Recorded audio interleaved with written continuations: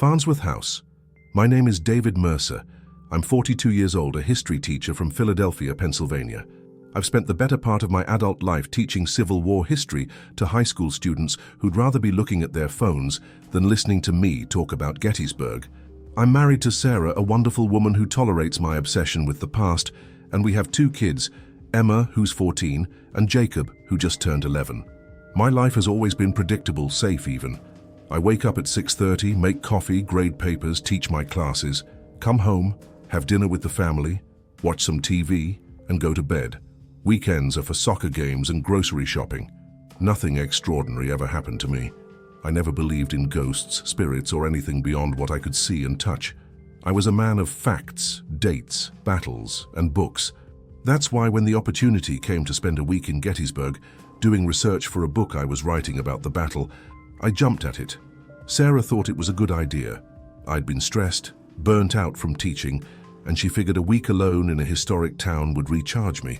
I booked a room at the Farnsworth House Inn, a place I'd read about in dozens of history journals. It was a functioning bed and breakfast, but more importantly, it had served as a Confederate sharpshooter position during the battle. The walls still bore the scars of Union bullets. For a history nerd like me, it was perfect. I packed my laptop, my research notes, some clothes, and drove the 2 hours from Philly to Gettysburg on a Sunday afternoon in late October. The leaves were turning, the air was crisp, and I felt good, excited even. I had no idea that within 48 hours, everything I believed about the world would shatter. From the moment I walked through that door, something watched me. And by the end of that week, I would understand that some doors, once opened, can never be closed again. The Farnsworth House sits on Baltimore Street, just a few blocks from the town square. It's a tall, narrow building made of red brick, with black shutters and a wooden porch that creaks underfoot. When I arrived, the sun was setting, casting long shadows across the street. The innkeeper, a woman in her 60s named Margaret, greeted me with a warm smile and showed me to my room on the 2nd floor, room 4. It was small but cozy, a 4-poster bed with a thick quilt, a wooden desk by the window, a single armchair, and a small bathroom. The floorboards were original, uneven and scarred with age. The walls were papered in a faded floral pattern, and there was a faint smell of lavender and old wood. Margaret told me a bit about the house as she handed me the key. "This place saw a lot during the battle," she said. "Confederate sharpshooters were stationed in the attic. You can still see the bullet holes in the south wall outside. Some folks say the house is haunted, but I've been here 20 years and never had a problem. You let me know if you need anything." She smiled and left, her footsteps echoing down the hallway. I set my bags down and looked around. The room was quiet, too quiet, in a way that made me aware of every sound I made. The hum of the radiator, the creak of the floorboards as I walked to the window. Outside, the street was empty. A few streetlights flickered on, casting pools of yellow light on the pavement. I could see the other historic buildings across the way, dark and silent. I unpacked, set up my laptop on the desk, and decided to take a walk before it got too dark. Gettysburg at dusk is beautiful in an eerie sort of way. The whole town feels frozen in time. I walked down Baltimore Street, past the souvenir shops and restaurants, and made my way toward the battlefield. The air smelled like fallen leaves and earth. I could hear the distant sound of traffic on the main road, but otherwise it was silent. I stood at the edge of the field where Pickett's charge had taken place, and I tried to imagine what it must have been like. Thousands of men screaming, gunfire, smoke, blood. It was impossible to picture, really. Now it was just grass and monuments. I walked back to the inn around 8. The porch light was on, and I could see warm light glowing in the windows. Inside, the common room was empty.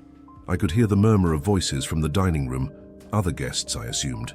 I climbed the stairs to the 2nd floor, and that's when I noticed it. The hallway was colder than it should have been, not freezing, but noticeably colder than downstairs. I rubbed my arms and walked to my room. The door was slightly ajar. I was sure I'd closed it. I pushed it open and looked inside. Everything was exactly as I'd left it. My laptop on the desk, my bag on the chair, but the air in the room felt different, heavier somehow. I shook it off, closed the door behind me and locked it. That night I worked on my manuscript until around midnight. I was writing about the 3rd day of the battle, focusing on the artillery barrage that preceded Pickett's charge. I was deep in the zone, typing away when I heard it. A sound from above, a slow, deliberate creak, like someone walking across old floorboards. I stopped typing and listened. Another creak, then another. Footsteps. Someone was walking in the attic directly above me. I glanced at the clock, 12:14 a.m. I thought maybe it was another guest or Margaret checking something, but the sound was too rhythmic, too deliberate. Back and forth, back and forth. I got up and opened my door, peering into the hallway. It was dark and empty. The footsteps stopped. I waited for a minute, listening, but there was nothing.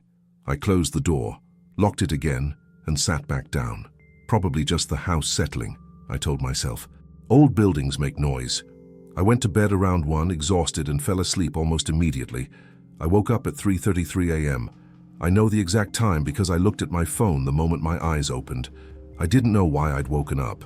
I hadn't been dreaming, and I didn't need to use the bathroom. I just woke up suddenly and completely, my heart already beating faster than it should. The room was dark except for the faint glow of the streetlight outside filtering through the thin curtains. I lay there for a moment listening. That's when I heard it. A voice. Faint, distant, but unmistakably a voice. A man's voice. It sounded like it was coming from the hallway, or maybe from the room next door. I couldn't make out the words, but it had a rhythm to it, like someone was speaking in a low, urgent tone. I sat up in bed, straining to hear. The voice stopped. Then, after a few seconds, it started again. This time it sounded closer. I got out of bed, my bare feet cold on the wooden floor, and walked to the door. I pressed my ear against it. Nothing. Silence. I unlocked the door and opened it a crack, peering out into the hallway. It was empty. The only light was a small nightlight plugged into an outlet near the stairs. Everything was still. I closed the door, locked it, and got back into bed. My hands were shaking slightly. I told myself it was just another guest, maybe on the phone, maybe talking in their sleep. Old houses carry sound in weird ways. I pulled the blanket up to my chin and tried to go back to sleep, but I couldn't, because now I was aware of something else. A smell, faint but distinct. Smoke, not cigarette smoke, but something older, heavier, gunpowder maybe, or wood smoke. It was so faint that I wasn't even sure it was real. I sat up again, sniffing the air. It was there, definitely there. I got up and checked the radiator, thinking maybe it was overheating, but it felt normal. I opened the window a crack, thinking maybe it was coming from outside, but the cold night air smelled clean and fresh. The smoke smell was inside my room. I stood in the middle of the room, my heart pounding now, and I felt it. A presence. Not something I saw, but something I felt, like someone was standing in the corner watching me. I turned on the lamp beside the bed, flooding the room with light. Nothing. The room was empty, but the feeling didn't go away. So I grabbed my phone and checked the time. 3:47 a.m. I sat on the edge of the bed trying to calm down, trying to rationalize what I was feeling. You're just tired, I told myself. You're in a strange place. You've been thinking about the battle all day. Your mind is playing tricks on you. I decided to make some tea. There was a small electric kettle in the room, and I filled it with water from the bathroom sink. As I waited for it to boil, I stood by the window, looking out at the empty street below. That's when I saw it. A figure, standing on the sidewalk across the street. A man, I thought, though it was hard to tell in the dim light. He was just standing there, perfectly still, facing the house, facing my window. I felt a chill run down my spine. I stared at the figure, and it stared back, or at least, I felt like it was staring back. I couldn't make out any features, just a dark silhouette. The kettle clicked off, and I turned to unplug it. When I looked back out the window, the figure was gone. I pressed my face against the glass, scanning the street. Nothing. No one. The street was empty. I didn't sleep the rest of that night. I sat in the armchair, wrapped in a blanket, drinking tea and watching the window. The sun started to rise around 6:30, and with the daylight, the fear began to fade. I felt foolish, paranoid. I'd let my imagination get the better of me. I took a shower, got dressed, and went downstairs for breakfast. Margaret was in the dining room setting out pastries and coffee. A few other guests were there, a couple in their 50s, a younger woman traveling alone. I smiled and nodded, poured myself a cup of coffee, and sat at a table by the window. Everything felt normal, safe. The morning sun was bright and warm, and the terrors of the night seemed ridiculous in the light of day. "How'd you sleep?" Margaret asked, refilling my coffee cup. "Fine," I lied. "The room's great," she smiled. "Good to hear. Let me know if you need anything." I spent the day at the battlefield, walking the fields, taking notes, visiting the visitor center. By the time I got back to the inn around 6 in the evening, I'd almost forgotten about the previous night. Almost. But as I climbed the stairs to the second floor, that same cold air hit me. And as I walked down the hallway toward my room, I saw something that made me stop dead in my tracks. My door was open, not just unlocked. Open. Wide open. I was certain I'd closed and locked it before I left. I stood in the hallway, staring at the open door, my pulse quickening. I approached slowly, cautiously, and looked inside. Everything was exactly as I'd left it. My laptop on the desk, my notes spread out. Nothing disturbed, but the air in the room was frigid. I could see my breath. I stepped inside, and the door slammed shut behind me. I spun around, my heart in my throat. The door was closed. I reached for the handle, but it wouldn't turn. It was locked, from the inside, but I was the only one in the room. I pulled harder, rattling the handle, panic rising in my chest. Then, just as suddenly as it had locked, it unlocked. I heard the click. I twisted the handle, and the door opened easily. I stumbled backward into the hallway, breathing hard. My hands were shaking. I looked back into the room. It was still and silent. The temperature had returned to normal. I stood there for a long moment, trying to decide what to do. I could leave. I could pack my things, check out, and go home. But part of me, maybe the stubborn, rational part, refused to believe what had just happened. Doors slam in old houses. Locks stick. There had to be an explanation. I went back inside, leaving the door open this time, and sat down at the desk. I tried to work, tried to focus on my manuscript, but I couldn't. I kept glancing at the door at the corners of the room, listening for any sound. Around 9 o'clock, I heard the footsteps again. Above me, slow, deliberate, back and forth. I grabbed my phone and went downstairs. Margaret was in the common room reading a book. "Is there anyone in the attic?" I asked, trying to keep my voice steady. She looked up, surprised. "The attic?" "No, honey. We don't use the attic. It's just storage." "Why?" "I keep hearing footsteps above my room, like someone walking back and forth." She gave me a sympathetic smile. "Oh, you're in room 4. Yeah, people mention that sometimes. This house is old, David. It creaks and groans. I promise you, there's no one up there." "Can I see the attic?" She hesitated, then nodded. "Sure, if it'll put your mind at ease." She led me upstairs, past my room, to a narrow door at the end of the hallway. She unlocked it and pulled it open, revealing a steep staircase. She flicked on a light switch and a dim bulb illuminated the space above. "Go ahead," she said. "Nothing up there but cobwebs and old furniture." I climbed the stairs, my heart pounding. The attic was exactly as she'd described, low-ceilinged, dusty, filled with boxes and old furniture covered in sheets. But it was the smell that hit me, that same smell from the night before. Smoke and gunpowder, stronger now, and it was cold, so cold. I walked across the floorboards and they creaked under my weight, the same creaks I'd been hearing from my room. But there was no one here, no one but me. I looked around, and that's when I saw them, the bullet holes in the south wall, just as Margaret had said. Dozens of them clustered around one of the small windows. I walked over and touched one. The wood around it was splintered, blackened with age. This is where the sharpshooters had been. This is where men had aimed their rifles and killed other men. I felt a wave of nausea and turned to leave. As I reached the stairs, I heard it. A whisper, right behind me, clear as day. "Who are you?" I spun around, my blood turning to ice. The attic was empty, but I'd heard it. I know I'd heard it. I stumbled down the stairs, nearly falling, and pushed past Margaret, who was waiting at the bottom. "David, are you okay?" I didn't answer. I went straight to my room, packed my bag, and left the Farnsworth house that night. I checked into a Holiday Inn on the edge of town and didn't sleep. I couldn't, because I knew deep in my bones that something had spoken to me, something that shouldn't exist. And as much as I wanted to run, as much as I wanted to forget, a part of me needed to know what it was. I stayed away from the Farnsworth house for 2 days. I spent my time at the battlefield, in libraries, in coffee shops, anywhere but there. But I couldn't focus on my work. I couldn't focus on anything. My mind kept returning to that voice. "Who are you?" It played on a loop in my head. I called Sarah and told her everything was fine, that the research was going well, but I knew she could hear the strain in my voice. "Are you sure you're okay?" she asked. "You sound exhausted." I told her I was just tired, that I'd been working too hard.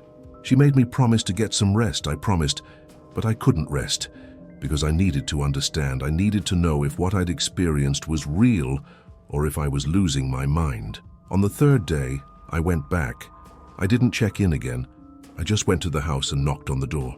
Margaret answered, looking surprised to see me. "David, I thought you'd left." "I did, but I need to ask you something. Has anyone ever experienced anything strange in room 4? She sighed and invited me in. We sat in the common room and she poured me a cup of tea. "Look," she said, "I don't like to talk about this with guests because it scares people off. But yes, people have reported things. Footsteps in the attic, cold spots. Some people say they've seen figures, heard voices.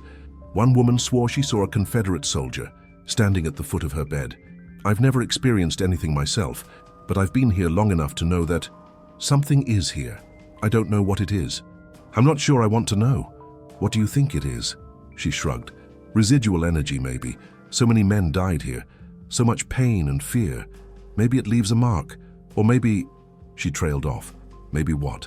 "Maybe some of them never left." I felt a chill run through me. "I need to go back to that room. David, I don't think that's a good idea. I need to." She studied my face for a long moment, then nodded. "Okay, but be careful. And if you need me, you call me." "Understood?" I took the key and went back to room 4. It was late afternoon and the sun was streaming through the window, filling the room with golden light. Everything looked normal, peaceful even. I set my bag down and sat on the edge of the bed. "Okay," I said out loud, feeling ridiculous. "If you're here, if you're real, I want to talk to you. I'm not here to hurt you or disrespect you. I just want to understand." Silence. I waited. Nothing happened. I laughed at myself, feeling foolish, and stood up to leave. That's when the temperature dropped. It happened so fast that I gasped. My breath came out in white clouds. The sunlight dimmed, as if a cloud had passed over the sun, but when I looked out the window, the sky was clear. I turned slowly, scanning the room, and then I saw it. In the corner, by the armchair, a shadow. Not a shadow cast by something. A shadow that existed on its own. It was the shape of a man, tall and thin, and it was watching me. "Who are you?" I whispered, echoing the words I'd heard in the attic.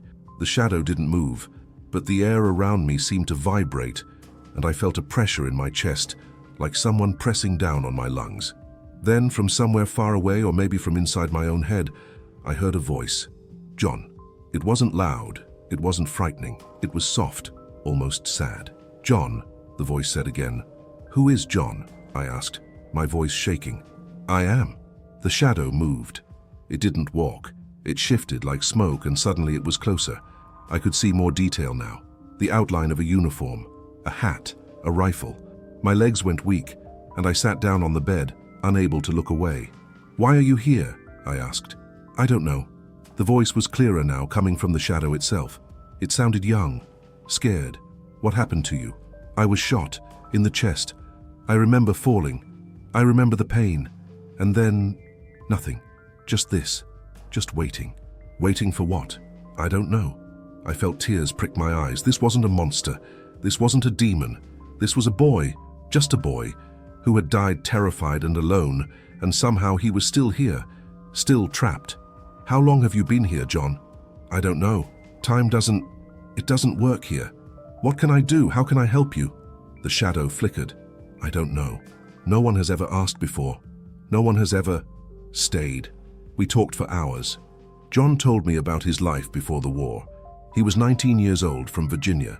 He'd joined the Confederate Army because his older brother had, and he didn't want to be seen as a coward.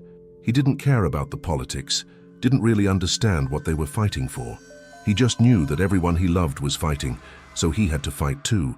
He told me about the battle, the chaos, the noise, the smell of blood and gunpowder. He told me about the moment he was shot, the burning pain in his chest, the way his vision had gone dark.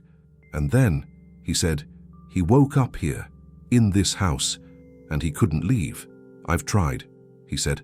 I've walked to the door 1,000 times, but I can't go through it. I'm stuck. I'm so tired of being stuck. I didn't know what to say. I wanted to help him, but I didn't know how. I didn't know the rules of whatever this was. Could ghosts be released? Could they find peace? I had no idea. But I promised him I would try. I promised I would find a way. And when the sun finally set and the room grew dark, John's shadow faded, and I was alone again. But I didn't feel alone. I felt connected to something larger than myself, something tragic and beautiful and impossibly sad. Over the next 2 days, I spoke to John every night. He told me more stories about his family, his fears, his regrets. He told me he was sorry for the men he'd killed, that he wished he could take it all back. He cried, or at least I felt him crying, and I listened. I sat with him in that cold, dark room, and I listened. I began to feel like I was doing something important, like I was giving him something he'd been denied for over 150 years, a witness, someone who cared, someone who saw him not as a ghost, but as a person. But on the third night, everything changed. I was sitting in the armchair, my laptop open but ignored, talking to John about his mother. He was telling me how she used to bake cornbread on Sundays, how the smell would fill the house, how he missed it more than anything. His voice was soft, wistful, and for the first time since we'd started talking, I felt like he was almost at peace, almost happy, in whatever way a dead man could be happy. She used to hum while she cooked, John said, old hymns mostly. I can't remember the words anymore, but I remember the melody. Sometimes when it's very quiet, I think I can hear it again. I smiled, even though he couldn't see me. She sounds like she was a wonderful woman. She was. I wonder if she... John's voice cut off abruptly. The temperature in the room, which had been cold but manageable, dropped so suddenly that I felt it like a physical blow. My breath came out in thick, white clouds. The windows frosted over instantly, ice crystals spreading across the glass in intricate, impossible patterns. I stood up, my heart already racing. "John," I said, "what's happening?" But John didn't answer. Instead, I heard something else, a sound that didn't belong in this world. It was low at first, barely audible, a rumble that seemed to come from beneath the floor, from within the walls, from the very foundation of the house. It grew louder, deeper, until it wasn't just a sound anymore. It was a vibration. The floorboards trembled, the furniture shook. My teeth chattered, not from cold, but from the sheer force of whatever was making that noise. And then I heard the voice. It didn't come from any one direction. It came from everywhere.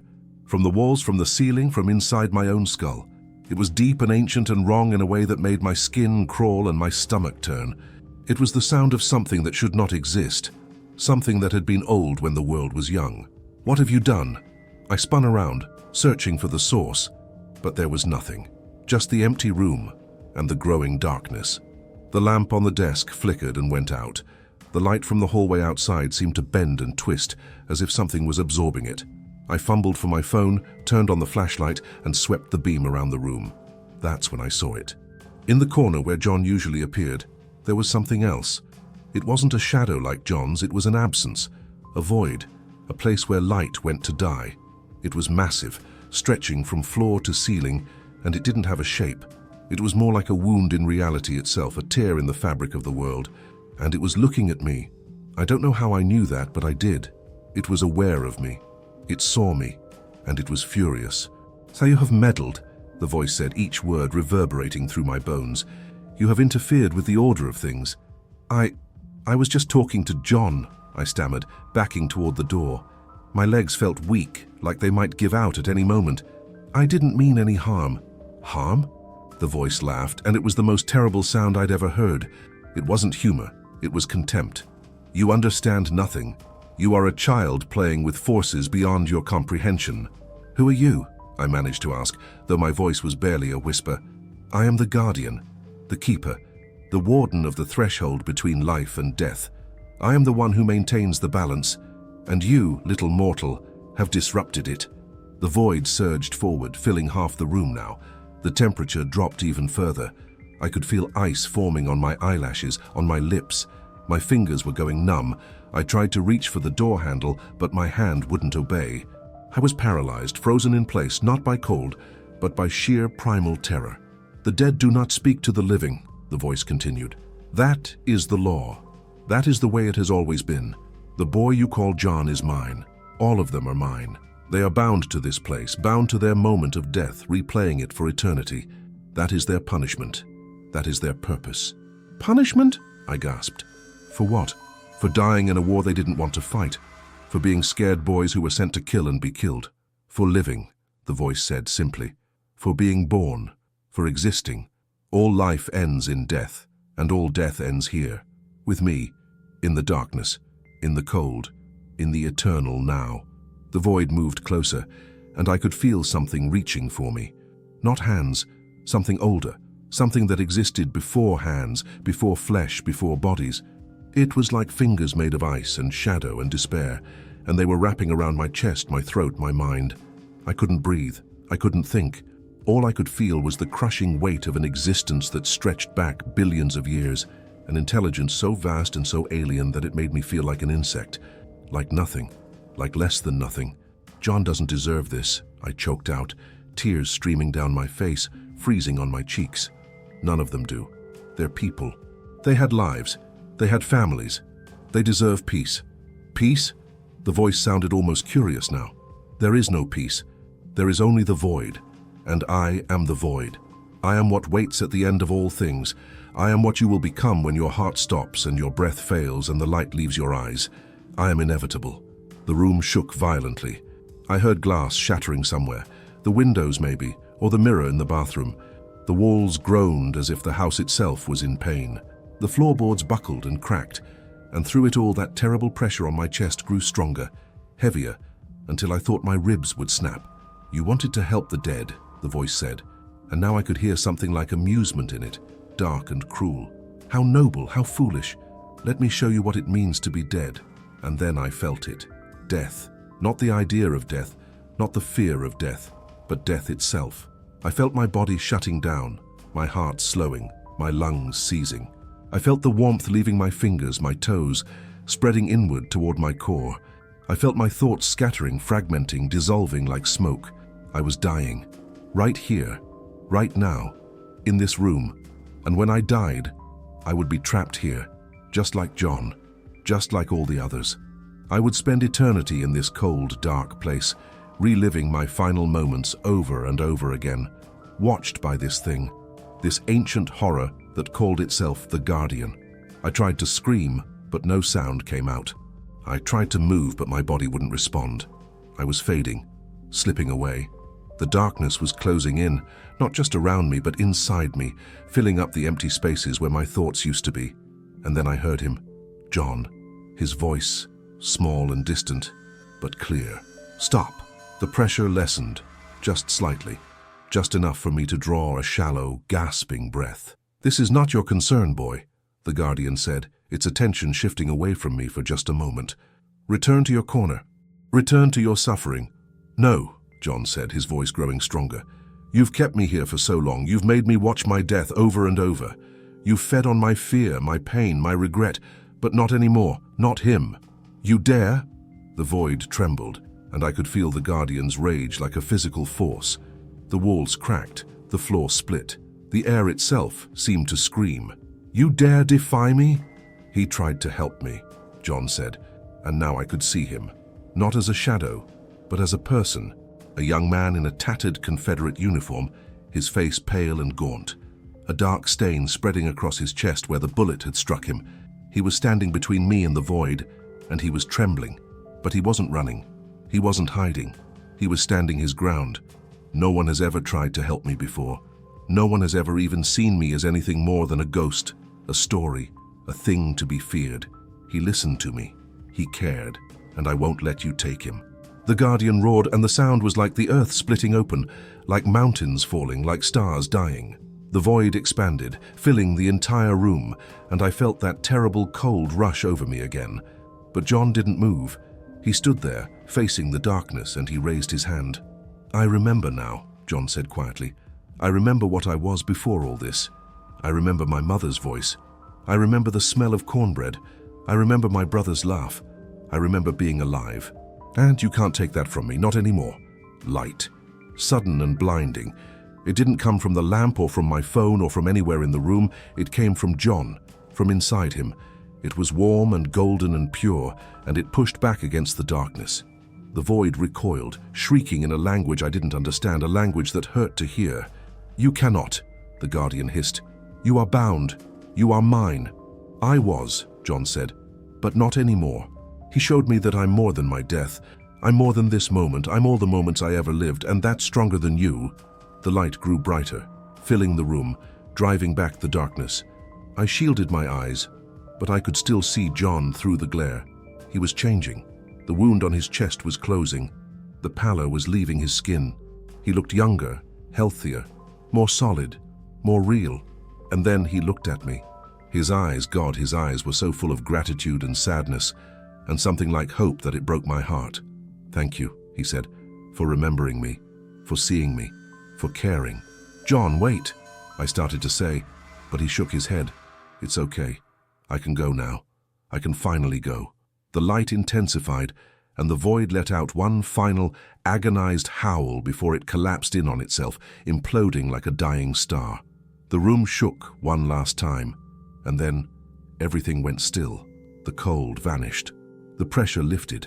The darkness receded, and John was gone.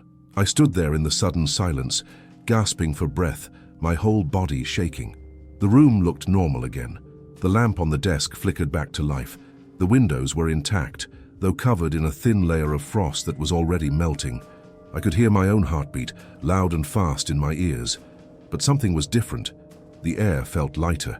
The oppressive weight that had hung over the room since I'd first arrived was gone. And I knew somehow that John was gone too. Not trapped anymore, not suffering, just gone, at peace. I collapsed into the armchair, my legs finally giving out, and I wept. For John, for all the young men who died here, for the horror I'd just witnessed, for the impossible beautiful thing that had just happened, and for myself because I knew that I would never be the same again. I don't know how long I sat there. Minutes maybe, hours. Time felt strange, elastic, like I was moving through water. Eventually I became aware of footsteps in the hallway, and then someone was knocking on my door. "David? David, are you in there?" It was Margaret. I tried to answer, but my voice came out as a croak. I cleared my throat and tried again. "I'm here." The door opened and Margaret stepped inside. She looked around the room, her eyes wide, taking in the melted frost on the windows, the cracks in the floorboards, the smell of ozone and something else, something like burning sage or old incense. "What happened?" she whispered. I looked at her, and I could see that she knew. Maybe not the details, but she knew that something had happened. Something that couldn't be explained away as old pipes or settling foundations. "It's over," I said quietly. "Whatever was here, it's over." She stared at me for a long moment, then nodded slowly. "I heard it. Downstairs, the whole house shook. I thought the building was coming down, but when I came up here, everything looked normal. Except," she gestured at the room, "except this. There was something here," I said, choosing my words carefully. "Something that kept John, the soldier who died here, trapped. Something old and terrible. But John, he broke free. He's gone now." Margaret sat down on the edge of the bed, her legs seeming to give out beneath her. "Gone," she repeated. "You mean?" "At peace, finally." She put her face in her hands, and I saw her shoulders shake. When she looked up, there were tears on her cheeks. "I've felt him here for years," she said. "I never told anyone, but I felt him. That sadness, that loneliness. I used to talk to him sometimes late at night when I was alone in the house. I'd tell him I was sorry, that I wished I could help him, but I never could." "You did help him," I said. "You kept his memory alive. You maintained this place. You gave him somewhere to exist, even if he was trapped. That mattered." We sat in silence for a while, both of us processing what had happened. Finally, Margaret stood up. "You should leave," she said gently. "Get some rest. Real rest, somewhere else. You look like you've been through hell." "I have," I said, "but I needed to. For him." She helped me gather my things. My hands were still shaking so badly that I could barely zip my bag. As we walked down the stairs together, I noticed that the house felt different, lighter. The oppressive atmosphere that had clung to every corner was gone. It was just a house now, old and full of history, but just a house. At the front door, Margaret turned to me. "What was it?" she asked. "That thing you said was keeping him here." I thought about how to answer. How do you explain something like the Guardian to someone who hadn't experienced it? How do you put into words the feeling of staring into an abyss so deep and ancient that it made you question your own existence? It was death itself, I finally said, or something close to it, a force that feeds on suffering and traps souls in their worst moments. It called itself a guardian, but it was more like a jailer, a warden of the dead. And it's gone too. I shook my head. I don't think so. I think it's still out there somewhere, but it can't hold John anymore. John was stronger than it in the end. Love and memory and humanity, those things are stronger than death. Margaret hugged me then, suddenly and fiercely. "Thank you," she whispered. "Thank you for what you did." I left the Farnsworth house that night and checked back into the Holiday Inn. I took a long, hot shower, trying to wash away the lingering cold that seemed to have settled into my bones. But even under the scalding water, I couldn't stop shaking. I couldn't stop thinking about what I'd seen, what I'd felt. The Guardian. It haunted me more than John ever had, because John had been human, understandable, relatable. But the Guardian was something else entirely. It was vast and incomprehensible and eternal, and it was still out there, still watching, still waiting at the threshold between life and death, claiming souls and binding them to their suffering. How many Johns were out there? How many spirits trapped in their final moments, unable to move forward, unable to find peace? Thousands, millions. And what could I do about it? I was just a history teacher from Philadelphia. I had no special powers, no knowledge of the supernatural, no weapons against something like the Guardian, but I had done something. I had listened. I had cared. And somehow that had been enough, at least for John. I lay in bed that night, staring at the ceiling, unable to sleep. My mind kept replaying the confrontation, the Guardian's voice, the crushing weight of its presence, the way it had made me feel death itself, that slow shutdown of everything that made me human. And I kept thinking about John's light, the way it had pushed back the darkness, the way his humanity had been stronger than an ancient cosmic force. Around 3 in the morning, I finally drifted off, and I dreamed. I was standing in a vast empty space, not a room, not a field, but somewhere that existed outside of normal geography. The ground beneath my feet was smooth and black, like obsidian, and stretched out in all directions as far as I could see. Above me there were no stars, just an oppressive, absolute darkness, and I wasn't alone. They were everywhere, shadows that moved like people, thousands of them, tens of thousands, all trapped, all suffering, all replaying their deaths over and over. I could hear them crying, screaming, begging for help. I could feel their pain, their fear, their desperation. And at the center of it all, watching over them with cold satisfaction, was the Guardian. Larger than before, more terrible. Its presence filled the entire space, an omnipresent force that denied hope, denied peace, denied anything but eternal suffering. It turned its attention to me, and I felt that same crushing pressure on my chest. "You think you have won," it said. "You have freed one soul. One, but look around you. Look at how many remain. You cannot save them all. You cannot even save yourself." "Maybe not," I heard myself say, "but I can try." The Guardian laughed, and the sound echoed through that impossible space, reverberating off nothing and everything. "Then try, little mortal. Come back. Cross the threshold again. Speak to the dead.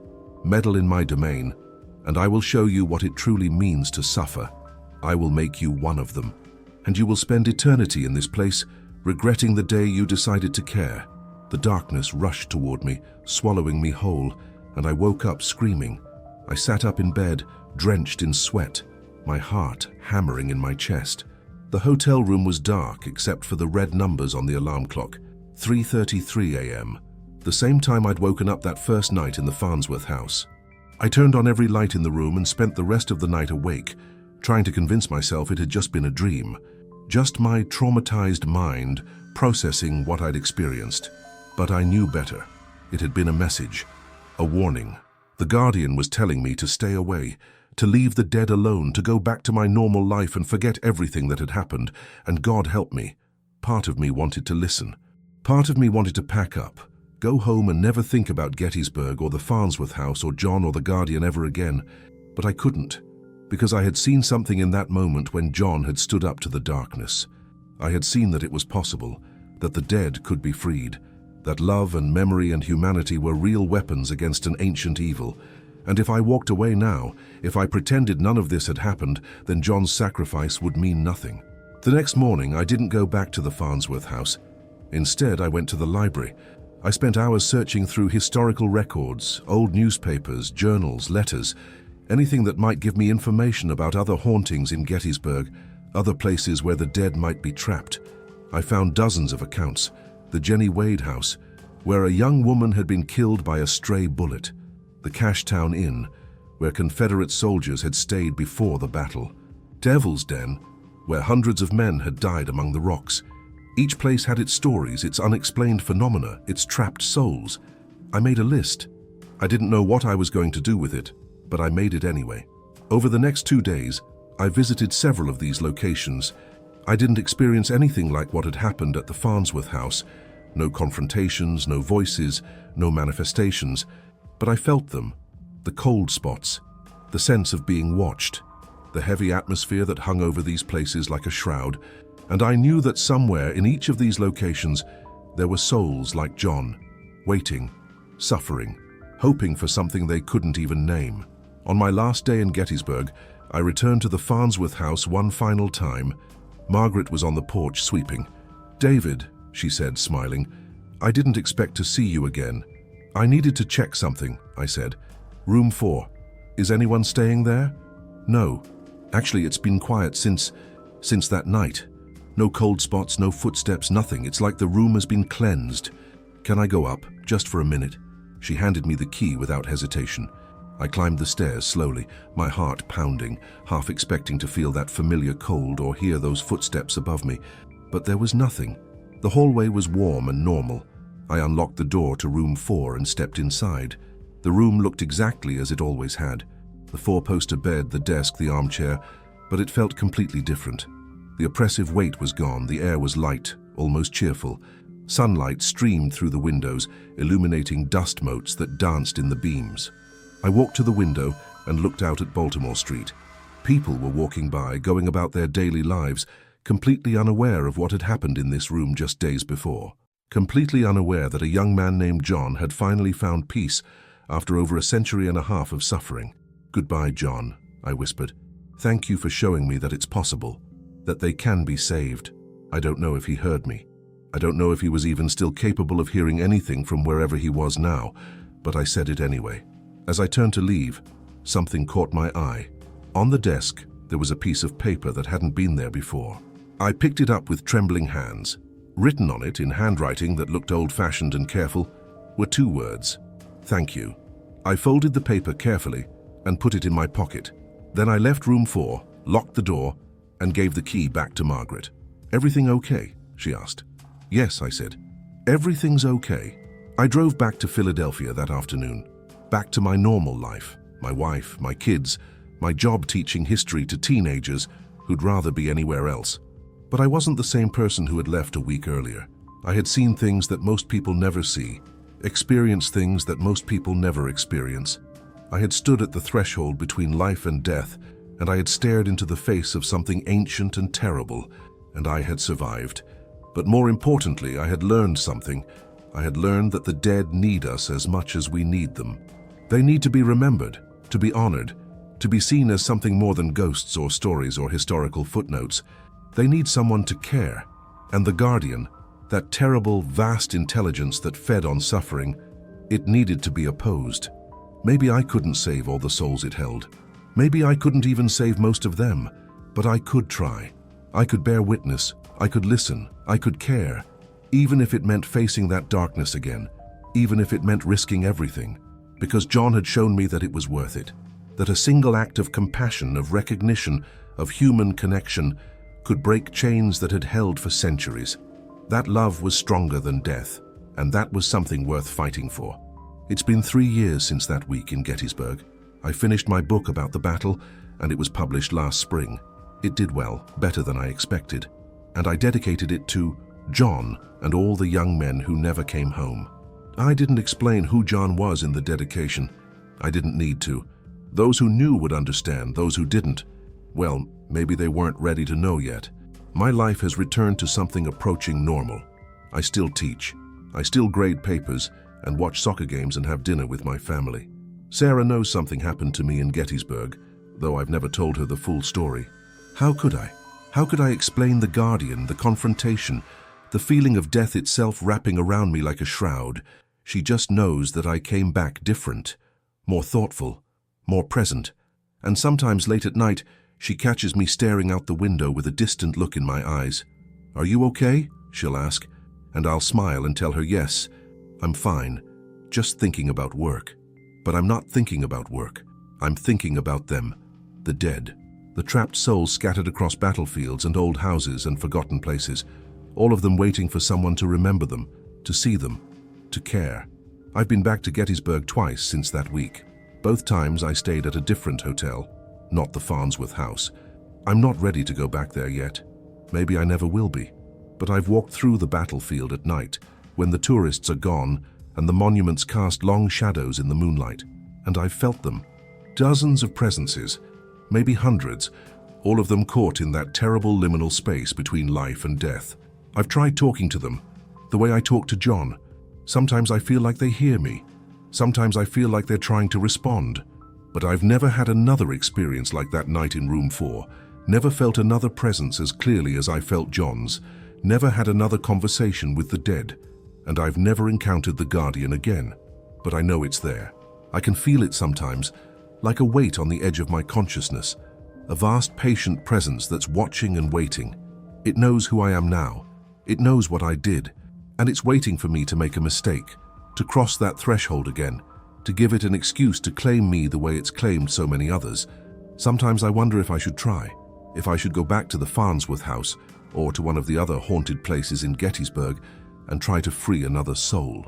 If I should challenge the Guardian again, risk everything for the chance to give one more person the peace they deserve. But then I think about my family, about Emma and Jacob, who need their father, about Sarah, who loves me and would be destroyed if something happened to me.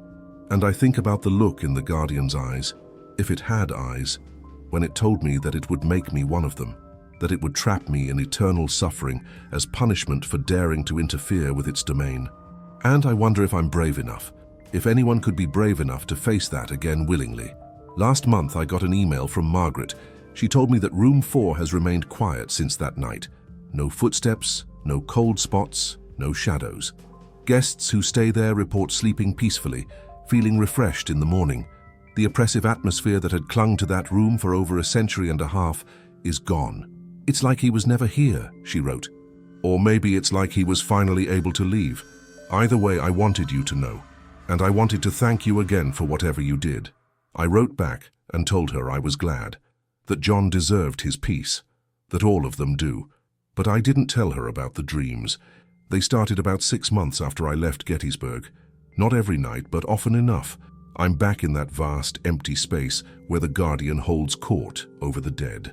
I can see them all around me, those thousands of trapped souls reliving their deaths in an endless loop, and I can feel the Guardian's presence, enormous and malevolent, pressing down on me like the weight of the entire universe. Sometimes in the dreams I try to help them.